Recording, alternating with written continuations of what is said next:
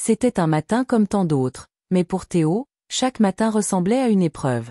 Le froid mordait ses joues, ses doigts étaient gelés dans ses poches, et son ventre grondait. Pas de petit déjeuner ce jour-là. Pas plus que la veille. Il marchait lentement, les épaules rentrées, traînant ses pas sur les trottoirs humides du quartier. Sur son dos, un vieux cartable brun, raccommodé avec du fil bleu et du ruban adhésif. Il grinçait un peu à chaque pas. Ce cartable, c'était celui de son père, retrouvé dans un carton au fond du placard, des années après son départ. Théo n'aimait pas ce cartable. Mais il n'avait pas le choix. Il passait devant la boulangerie, l'odeur des croissants tout juste sortis du four flottait dans l'air. Il s'arrêtait parfois une seconde, juste pour humer, les yeux fermés, avant de reprendre sa route. Les autres enfants, eux, sortaient avec des pains au chocolat à la main, rigolant entre eux, sac Nike ou Adidas sur les épaules. Lui, il n'avait ni pain au chocolat, ni sac de marque. Il avait son silence. Et sa fierté. Une fierté discrète, cassée parfois, mais tenace. Arrivé devant le collège, les regards se posaient sur lui, comme chaque jour. Voilà l'ancien, lança une voix. Théo baissa les yeux. C'était Hugo, le garçon le plus populaire de la classe. Beau, bien habillé, toujours entouré. Il fixait Théo avec ce petit sourire narquois. Tu devrais demander à ton grand-père de te prêter son sac à canne à pêche, au moins il sera plus stylé. Les rires fusèrent. Des moqueries comme des gifles. L'humiliation piquait plus fort que le vent d'hiver. Un autre élève ajouta. Il sent même la naphtaline ton cartable. T'as pas honte de venir comme ça? Théo ne répondit pas. Il serra les dents. Son cœur battait plus fort, mais il ne pleura pas. Pas devant eux. Il s'assit tout au fond de la classe, seul. Comme d'habitude. Il sortit ses affaires discrètement, priant pour que personne ne voie son cahier rafistolé avec de vieilles pages. Le cours passa lentement. L'après-midi, il eut une mauvaise note en maths. La prof le gronda. Théo, tu ne fais aucun effort. Tu veux finir comme ton père? Absent? Cette phrase lui transperça la poitrine. Après les cours, Théo rentra à pied.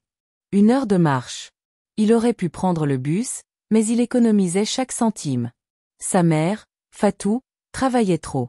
Femme de ménage, elle passait ses journées à nettoyer des bureaux que personne ne saluait. Parfois, elle revenait avec des crampes au dos, le visage tiré par la fatigue, les mains abîmées par les produits ménagers. Ce soir-là, en rentrant, Théo trouva sa mère endormie sur la table. Elle n'avait même pas eu la force de manger. Il la regarda en silence.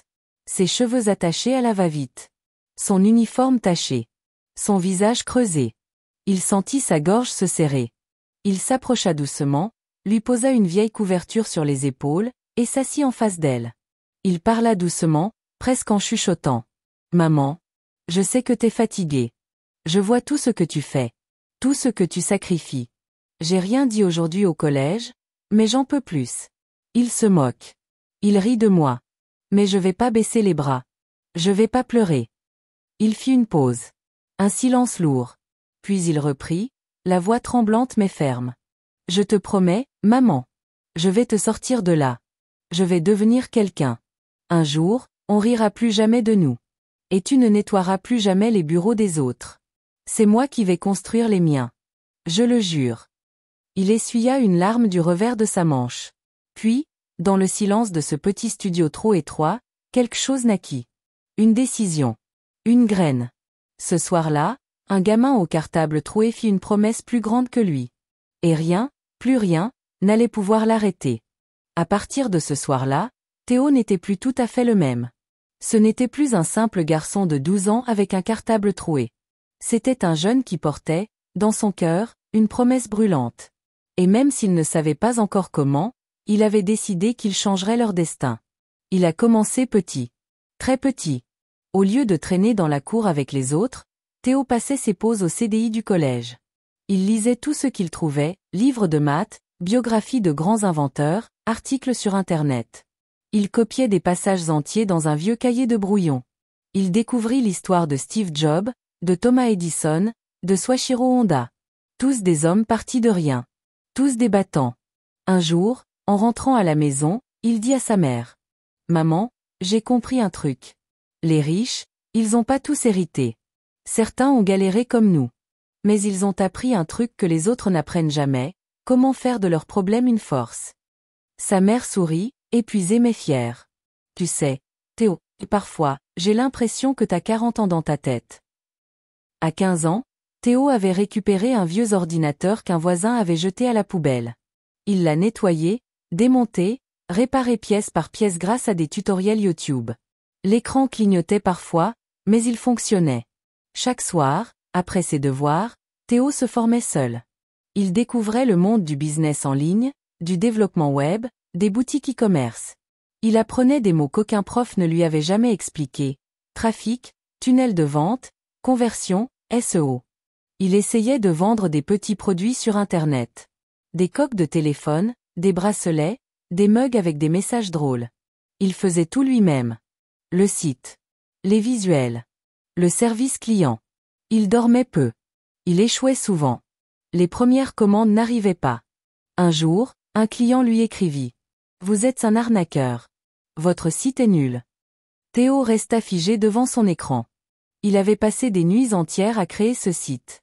Mais il n'a pas abandonné. Il a répondu calmement, s'est excusé, a remboursé, puis s'est dit. Ok. C'était moche. Je vais apprendre à faire mieux. Il reprit tout à zéro. Et à chaque critique, il s'améliorait. Au lycée, les autres rigolaient encore. Sérieux. Tu bosses sur des sites au lieu d'aller en soirée. Tu crois que t'es un futur Zuckerberg ou quoi? Mais Théo ne répondait pas. Il avait appris à ne pas gaspiller son énergie à se justifier. Il avait une vision. Il avançait. Un jour, sa mère rentra à la maison en pleurs. Elle venait de se faire renvoyer. Elle avait glissé sur un sol mouillé en nettoyant une salle. Résultat, entorse du poignet et lettre de licenciement. Ils n'avaient plus de quoi payer le loyer. Pendant plusieurs semaines, ils ont vécu dans l'angoisse de devoir quitter leur petit studio. Théo a pleuré, ce soir-là. Pour la première fois depuis longtemps.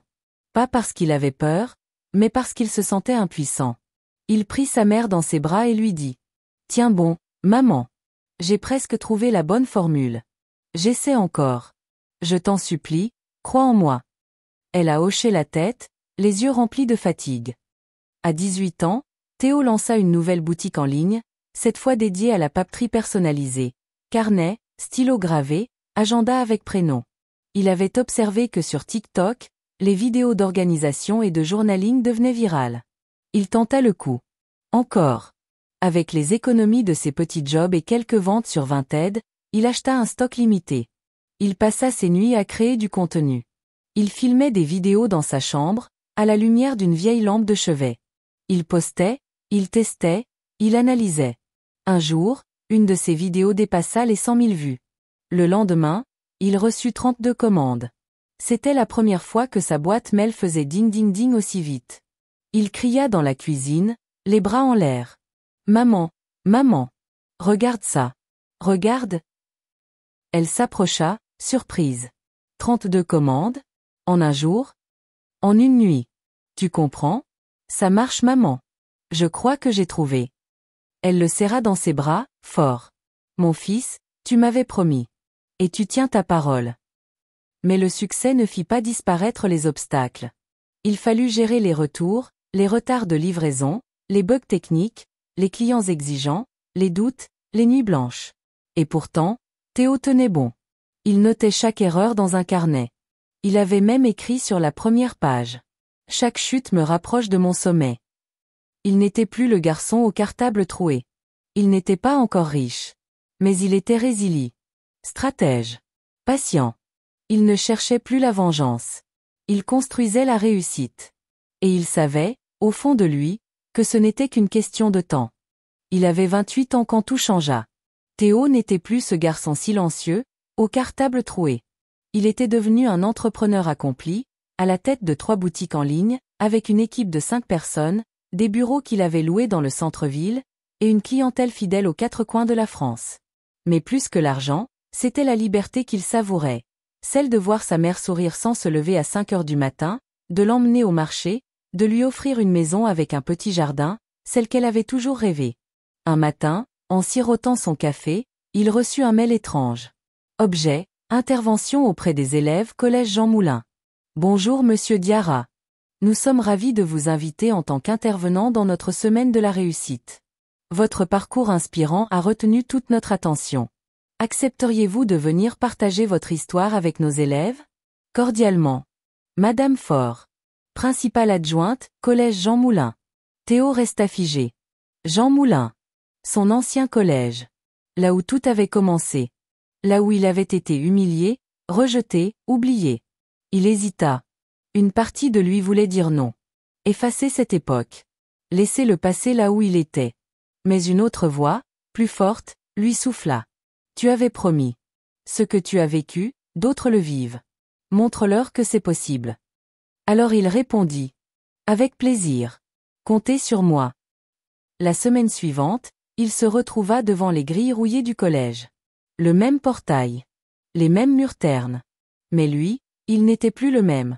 Costume sobre, sourire calme, regard droit. Il entra dans la cour, salua les surveillants, serra des mains. Certains professeurs, plus âgés, le reconnurent à peine. Il monta sur la petite scène du préau, face à des dizaines d'élèves, bavards, distraits, comme il l'avait été. Il inspira. Puis il parla. De la pauvreté. Des humiliations. Du cartable troué. Du ventre vide. De sa mère. Des nuits sans sommeil. Des échecs. Des doutes. Et de la promesse. Il leur parla avec le cœur. Sans jargon. Sans masque. Juste la vérité. Vous savez, ce que vous vivez aujourd'hui, je l'ai vécu. Peut-être même pire. Et pourtant, je suis là. Pas parce que je suis plus intelligent. Mais parce que je n'ai pas lâché.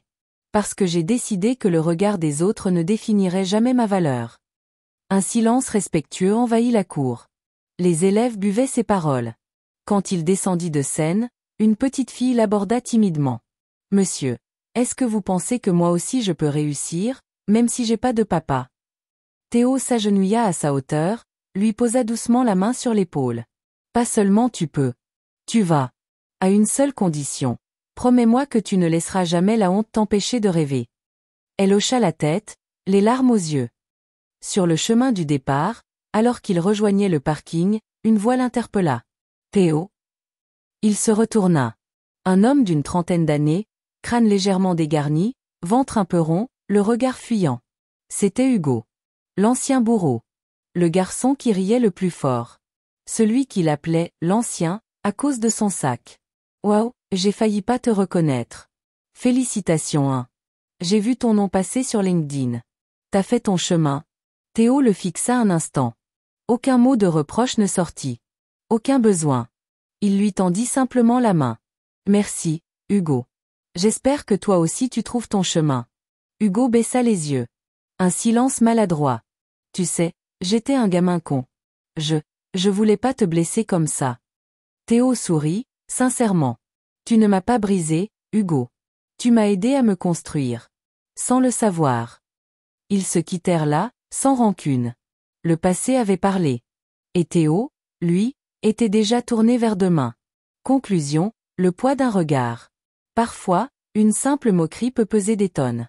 Un regard qui juge. Une phrase qui humilie. Un silence qui exclut. Mais parfois, une promesse, pèse encore plus lourd. Une promesse faite dans le noir, quand personne ne regarde. Une promesse qu'on se répète chaque jour pour ne pas tomber. Théo n'a pas gagné parce qu'il était meilleur. Il a gagné parce qu'il a refusé de croire que sa pauvreté était une condamnation. Et aujourd'hui, quand il regarde sa mère rire dans leur jardin, il sait que chaque larme, chaque chute, chaque humiliation, valait ce moment. Parce qu'au fond, ce n'est pas le passé qui nous définit. Ce sont les décisions qu'on prend malgré ce passé. Alors à tous ceux qu'on méprise, qu'on ignore, qu'on moque. Souvenez-vous, le regard des autres ne pèse rien, comparé à la force de croire en soi.